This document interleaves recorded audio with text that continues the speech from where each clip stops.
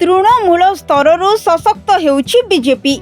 विभिन्न राजनैतिक दलर कर्मी बीजेपी रे स्वेच्छाकृत भाव में सामिल होउछंती। बालेश्वर जिला बस्ता निर्वाचन मंडलीर डगरे बीजेपी पक्षरु महामिश्रण पर्व अनुष्ठित हो जाइछे। बालेश्वर सांसद प्रताप चंद्र षडंगी जोग देइथिबा बेले बस्ता निर्वाचन मंडलीर समस्त मंडल सभापति समेत बीजेपी बहु नेता और कर्मकर्ता जोग देइथिले। 2000 रु ऊर्ध्व अन्य दलर कर्मकर्ता भारतीय जनता पार्टी सुशासन, गरीब कल्याण, राष्ट्रनीति, लोकाभिमुखी कार्यक्रम रे अनुप्राणित हुई बीजेपी रे सामिल होइथिले।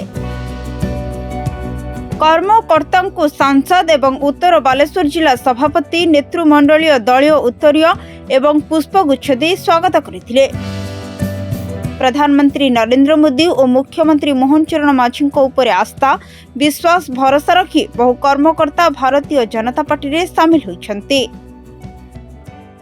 समाजसेवी प्रदीप कर एवं तांको नेतृत्व रे चौमुखर हजार हजार संख्या रे आमर कर्मी माने एवं विभिन्न पंचायत आसीथिबा सभापति तांको नेतृत्व रे हजार हजार संख्यार कर्मी आज ये मिश्रण हेले।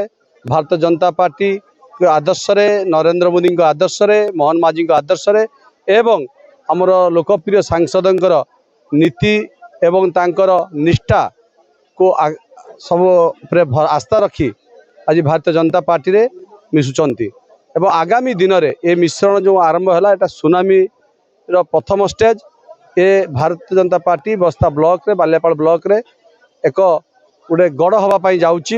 यशस्वी प्रधानमंत्री नरेंद्र मोदी एवं आमर पूर्वतन केंद्र मंत्री तथा आज सांसद बालेश्वर प्रताप चंद्र षडंगी तथा ए अंचल नेता, ए अंचल पुओ, ए अंचल भाई रवींद्रनाथ अंडिया तांकरी कथारे अनुप्राणित हेई मो विजु जनता दल छाड़ी भारतीय जनता पार्टी रे सामिल होइछि विधिवत भाव। जो 4000 लोक आसला भलिया मते लागुछि। आज्ञा दलर मुद्दा तो बहुत थाई पारे, आमर मध्य मुद्दा रहिबो। लोकन को न्याय दबु, अन्याय को एठू हटेइबु, बालियापाल ब्लॉक रे दुर्नीति की भ्रष्टाचार को दूर करिबु एवं लोकन को साथी रे रहिबु। मोर मुख्य उद्देश्य मो लोकन को साथी रे रहि कि दिन राति काम करिबु।